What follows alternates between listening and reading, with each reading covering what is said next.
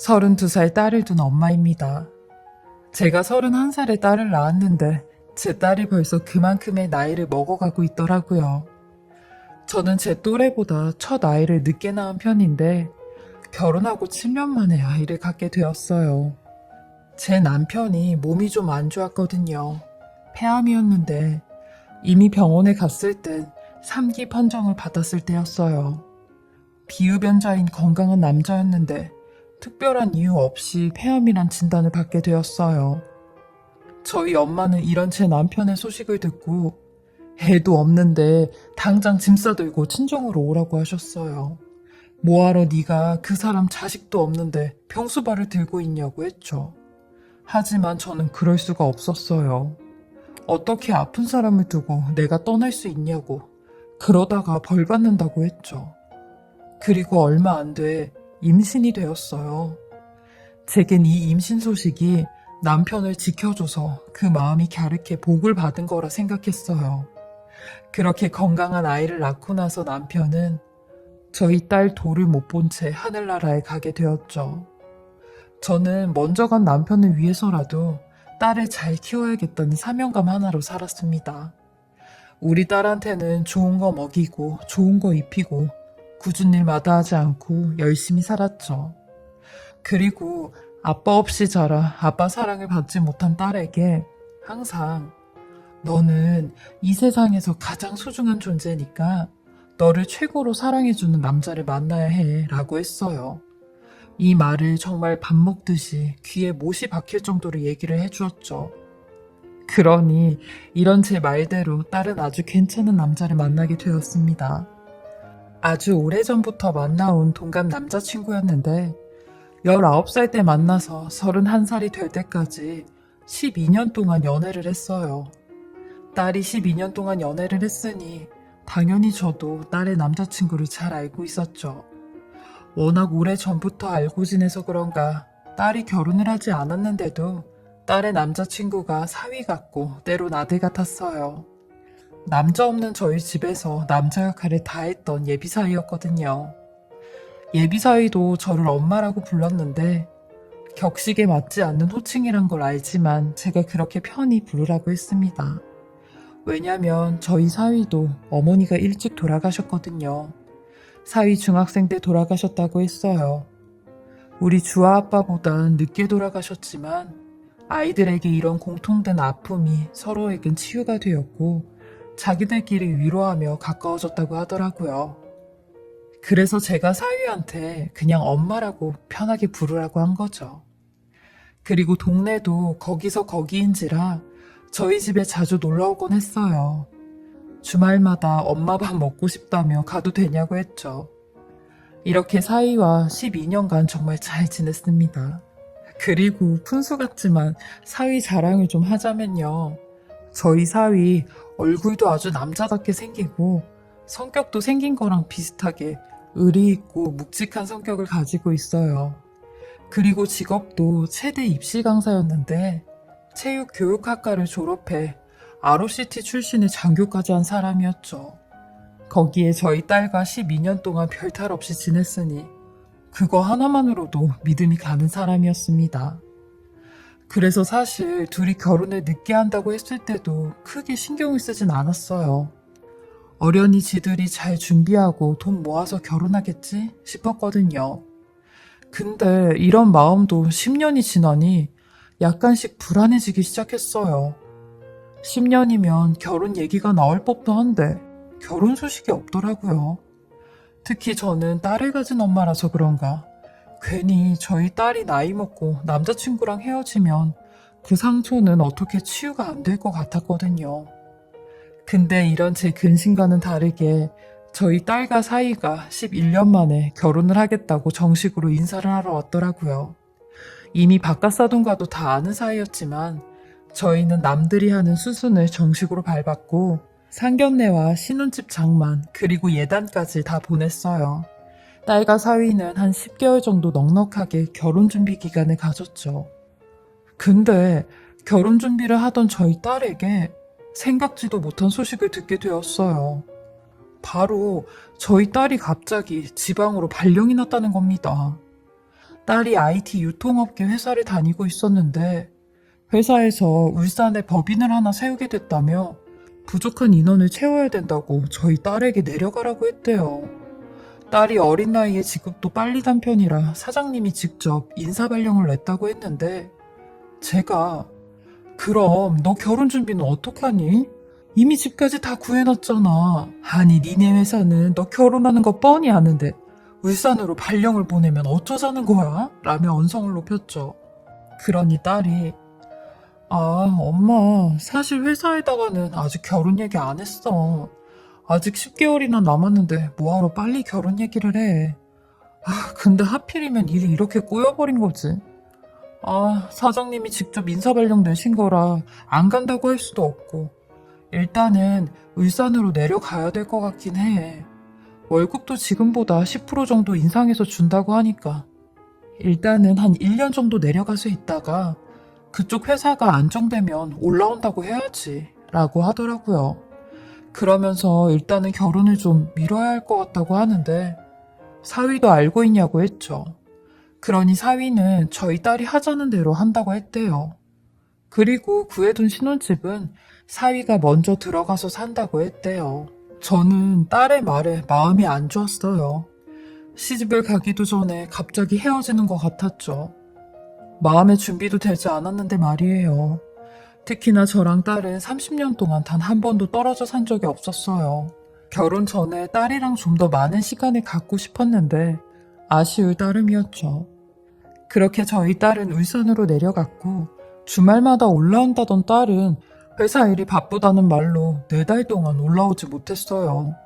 그런 딸을 위해 제가 대신 좀 내려가고 싶었는데 딸은 주말에는 무조건 쉬어야 한다며 오지 말라고 했죠. 전화만 걸면 애가 예민하더라고요. 그래서 사위한테 연락해 우리 주아가 자네한테도 울산 내려오지 말라고 했나? 라고 하니 본인한테도 그랬다며 딸이 울산 가고 나서 한 번도 못 봤다고 하는 겁니다. 그러면서 지금 수업 들어가야 된다고 나중에 연락을 드린다고 하는데 저는 이런 사위한테 은근히 서운했어요. 아니 내년이면 본인 아내 되는 사람이 아무리 오지 말라고 해도 안 가나 싶었죠. 그리고 그렇게 자주 저희 집에 왔던 사위도 어느 날부턴가 오지 않았고 저한테 안부 연락도 안 하더라고요. 사실 제 자식한테도 연락하기 눈치 보이고 일하는데 방해하는 것 같아서 연락을 안 하는데 남인 사위한테 연락을 하는 게 주책 맞아 보여 그냥 조용히 제가 도와줄 수 있는 것들만 도와주고 싶었어요. 사위가 운동을 하는 사람이어서 잘 먹어야 했는데 누가 챙겨주는 사람도 없을 것 같아 신혼집 냉장고에 반찬을 좀 넣어줘야겠다고 생각했거든요. 저는 딸에게 살짝 이 이야기를 했고 딸도 좋다며 나 대신 엄마가 그렇게 챙겨주면 좋지. 내가 신혼집 비밀번호 알려줄게 라고 하는 겁니다. 사위에게는 딸이 어련히 말을 해놓았을 줄 알고 반찬을 바리바리 싸서 애들 신혼집으로 가게 되었어요. 근데 신혼집이 너무 깨끗하더라고요. 사위가 여기서 살긴 하나 싶을 정도로 너무 깨끗했어요. 근데 개수대에 컵이랑 접시 같은 게 몇 개 놓여져 있는 걸 보니 뭘 먹긴 먹는구나 싶어 제가 싸들고 온 반찬들을 냉장고에 넣었죠. 그리고 개수대에 있는 그릇들을 설거지하고 집을 환기시키고 가야겠다 싶어 안방문을 열었는데 아니 세상에 안방 바닥에 웬 긴 머리카락이 너저분하게 있는 겁니다. 심지어 장롱 쪽까지 긴 머리카락이 굴러다니는데 여기서 중요한 건 저희 딸이 긴 머리가 아니었다는 거였죠. 딸은 단발머리였거든요. 그걸 보고 있는데 어떤 딸 가진 엄마가 이상한 생각이 안 들겠습니까? 저는 혹시나 하는 마음에 장롱문을 열었고 장롱문을 열자마자 정말 생각지도 못한 걸 보고야 말았어요. 아니 세상에 장롱 안엔 웬 여자 가발이 몇 개씩 있는 겁니다. 그걸 보고 있는데 입이 안 다물어졌어요. 멍하니 서 있다가 쭈그려 앉아 그 가발들을 하나씩 들춰보았습니다. 세상에 가발 종류도 제각각이었더라고요. 그것들을 보고 있자니 왠지 모르게 온몸에 소름이 다 끼쳤어요. 아니 도대체 사위가 왜 이런 가발들을 가지고 있는지 그리고 제가 신혼집에 오는 걸 딸한테 들었음에도 불구하고 이걸 치워놓지 않는 것도 의아했었죠. 그러던 찰나 핸드폰 벨소리가 요란하게 울려댔고 핸드폰을 보니 딸이었어요. 딸은 엄마, 사위가 반찬 가지러 엄마한테 간다고 신혼집엔 오지 마시라네 라고 했고 저는 불이 나게 딸의 신혼집을 원상복귀 시켜놨어요. 제가 왔다는 흔적을 남기면 안 됐으니까요. 그런 후 15분 거리에 있는 저희 집으로 달려갔죠. 그러니 얼마 있다 사위가 오더라고요. 사위는 반찬을 받아들며 감사하다는 말과 함께 그냥 쌩 하고 나가버리는데 저는 이런 사위를 뒤쫓기로 했습니다. 사위가 나간 뒤 몇 분 후 집 밖으로 나갔고 어디론가 향하는데 택시를 잡더라고요. 택시를 타는 걸 보니 신혼집으로 가는 건 아닌 것 같았어요. 저도 곧따라 택시를 타고 사위가 내린 목적지에 내렸죠. 아니 근데 사위가 내린 곳은 다름 아닌 가발을 파는 가게였습니다. 그리고 더 기가 막힌 건 그 가발 가게에서 여자 가발을 몇 개씩 자기 머리에 쓰기 시작하는 거죠. 아니 이건 누가 봐도 사위가 너무 이상한 행동을 하는 거였고 저는 제 딸을 위해서라도 사위의 모든 걸 밝혀야만 했었어요. 그리고 어김없이 사위는 또 하나의 가발을 구매하는데 현장을 덮쳐야겠다 싶은 마음에 가발 가게로 돌진을 했습니다. 그리고 사위의 뒤통수를 향해 냅다 소리를 질렀어요. 자네, 아니 지금 뭐 하고 있는 건가? 라고 하니 사위가 뒤를 돌아 저를 쳐다보았고 말까지 더듬기 시작하는데 자네 그런 취향이었나? 아니 남자가 왜 여자 가발을 사고 머리에 쓰고 자네 지금 내 딸 두고 뭐 하는 건가? 라며 소리를 질렀어요. 그러니 사위가 들고 있던 가발을 손에서 떨어뜨리며 사색이 든 얼굴로 제게 그런 거 아니라고 지금 오해하시는 거라고 하는데 저는 그런 사위에게 그 가발을 집어던지며 이 상황이 무슨 오해인 상황이냐고 했어요. 그러니 사위가 고함을 지르며 어머님, 이 가발 주아 거예요. 지금 주아 많이 아파요. 주아가 많이 아파서 항암 치료 받고 있다고요. 라는데 저는 그게 무슨 말이냐고 했어요. 자네 지금 내 딸까지 걸고 넘어지냐며 무슨 그런 거짓말을 하냐고 소리를 질렀죠. 그러니 어머님 딸 우리 주아 폐암 4기래요. 라며 눈물을 흘리는데 그 소리를 듣자마자 그 자리에 말없이 털썩 주저앉고 말았어요. 거짓말하지 말라고 우리 주아 지금 울산에서 일하고 있는데 무슨 말이냐고 했죠. 그러니 제 딸이 병원에 입원한 사진을 보여주는데 저는 그 사진을 보자마자 지금 당장 내 딸한테 가자고 했어요. 내 딸 어디 있냐고 했죠. 그러니 사위도 저를 일으키며 주아 보러 가시자고 하는 겁니다. 사위는 저를 차에 태웠고 딸한테 가기 전에 그동안에 있었던 모든 일을 얘기하기 시작하는데 저희 딸이 현재 폐암 4기로 뇌와 뼈까지 전이가 된 상태라고 하는 겁니다. 수술도 불가하여 간신히 항암 치료로 버티고 있다며 폐암이 워낙 증상이 없는 암이라 딸도 모르고 있다가 기침 소리와 숨쉬는 소리가 이상해서 사위가 먼저 병원에 가보자고 했대요. 애아빠가 폐암으로 돌아가신 걸 알고 병원에 가자고 했다는데 사위나 딸이나 워낙 젊은 나이니 설마 암이겠어 라고 생각을 했다가 암인 걸 알게 되었다는 겁니다. 그리고 딸이 울산으로 발령을 받았다고 한 것도 다 거짓말이었대요. 그날이 암 소식을 듣게 되었다는 날이었는데 저는 그런 사위한테 그럼 자네라도 나한테 말을 했었어야지 라고 했어요. 그러니 제 딸이 사위한테 부탁을 했대요. 엄마가 이 사실을 알게 되면 내가 힘들어하는 것도 다 보지 않냐고. 그럼 엄마 가슴이 얼마나 찢어지겠냐고. 차라리 엄마가 모르는 게 낫다고 하며 울산으로 발령을 받았다고 일단은 그렇게 얘기를 하자고 했대요. 그러면서 그동안 사위가 직장까지 그만두고 딸을 간호했다고 하는데 그 가발들도 나중에 건강해질 저희 딸을 위해 종류별로 사놓았다고 하는 겁니다. 저는 그 말을 듣고 이내 고개를 숙였고 아무런 대답도 하지 못했어요. 그냥 미안하다는 말밖에 할 말이 없었죠. 그렇게 저는 사위와 함께 딸이 있는 곳으로 가게 되었어요. 근데 딸이 있던 곳은 울산이 아닌 저희 집에서 얼마 떨어지지 않은 원룸이었습니다. 저는 딸이 여기 있다는 소리에 가슴을 내리쳤어요. 그리고 내 딸이 이렇게 엄마 가까이에서 죽어가고 있었는데도 엄마라는 사람이 그것도 모르고 이런 의심이나 하고 나는 엄마 자격도 없는 사람인 것 같아 라고 했죠. 그러니 사위는 눈물을 꾹꾹 참으며 어머님 그래도 주아 얼굴은 보셔야죠 라고 하는데 다리가 얼마나 떨리던지 3층 계단을 올라가는데도 한참 동안 올라갔어요. 그리고 딸이 있는 곳에 도착을 했죠. 사위가 번호키를 눌러 문을 열어줬고 저보고 들어가시라는 손짓만 하곤 자기는 들어가지 않더라고요. 그러자 문이 열리는 소리에 딸이 저 멀리서 사위 이름을 부르는 겁니다. 저는 딸의 목소리가 들리는 집 안쪽으로 한 걸음 한 걸음씩 다가갔어요. 그리고 침대에 가만히 누워있는 딸을 보게 되었습니다. 뼈밖에 안 남은 몸에 얼굴빛은 시꺼맸고 머리털은 듬성듬성 빠져있는데 딸의 그 모습에 그냥 무너져 버렸습니다.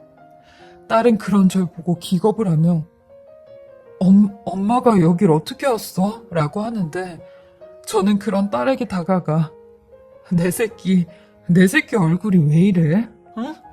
왜 이렇게 얼굴이 상했어? 이 정도로 아팠으면 엄마한테 말을 했었어야지. 왜 말을 안 했어? 엄마가 엄마 패라도 떼줄게. 그러니까 당장 병원 가보자. 응? 얼른 옷 입어. 얼른 엄마랑 같이 병원 가보자. 엄마는 우리 딸 없으면 죽는 거나 다름없어. 그러니까 엄마 패 가져가 라며 딸을 막 잡아당겼어요. 그러니 딸이 제 팔을 잡더니 제 얼굴을 쓰다듬으며 우리 엄마 이렇게 보니까 너무 좋다. 엄마 많이 보고 싶었는데 엄마 못 보고 영영 눈 감아버릴까봐 진짜 무서웠는데 어제도 오늘도 엄마 얼굴 한 번만 더 보고 죽을 수 있게 하루만 더 버티게 해달라고 빌었는데 이렇게 엄마를 만나게 됐네 라고 하는데 그런 딸을 이러지도 저러지도 못했어요. 원망을 할 수도 없었고 자책을 할 수도 없었고 그냥 하염없이 딸의 얼굴만 쳐다봤어요. 저는 그런 딸에게 옷을 입혀주며 주아야 집에 가자. 엄마랑 같이 집에 가자. 우리 딸 이 좁은 데서 혼자 얼마나 무서웠겠어. 이제 엄마 왔으니까 엄마랑 같이 가자. 라고 하며 딸을 집으로 데리고 왔어요. 집에 온 저희 딸은 내리 이틀 동안 잠만 자더라고요.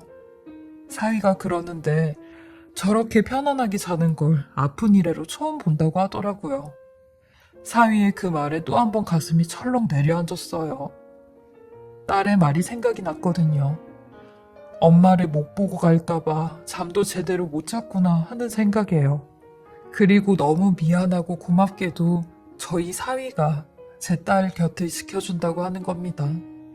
그게 자기가 해줄 수 있는 유일한 방법이라고 하는데 저희는 셋이서 다 같이 저희 집에서 살았어요.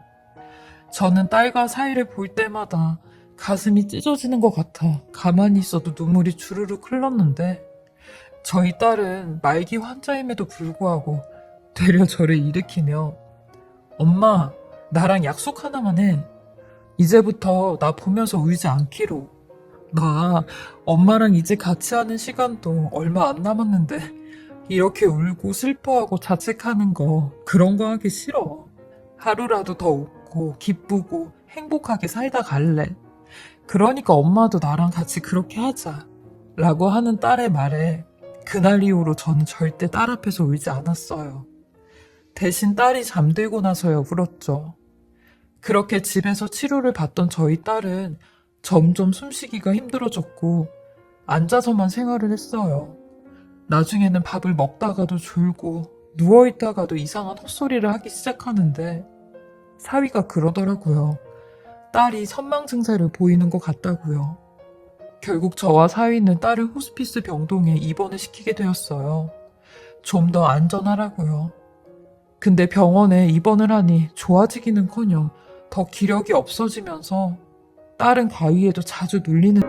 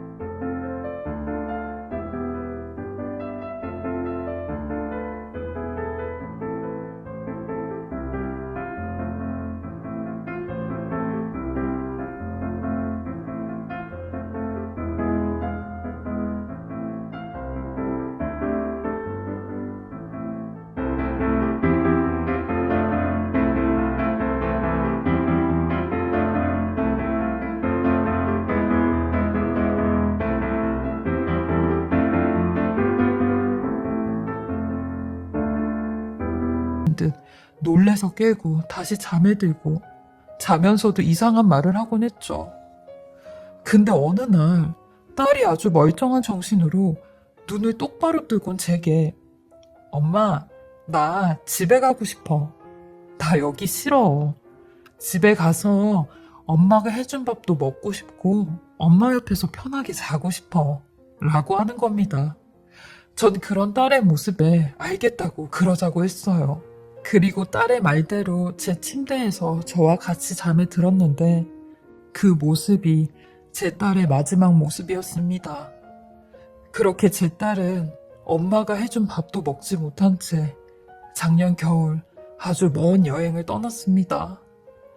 돌아온다는 말도 간다는 말도 하지 않은 채 영영 제 곁을 떠났어요. 하필이면 그날이 한파주의보였는데 저는 장례식장에 가면서 추울 저희 딸을 위해 목에 목도리를 감싸주며 여행 잘 가라고 했어요. 그리고 나중에, 아주 나중에 다시 만나자고 했죠. 거기에선 아프지 말고 엄마 걱정도 하지 말고 30대 딱 네 나이대의 사람들처럼 행복하게 살라고 했죠. 여기서 못한 거 거기 가선 다 하라고 했네요.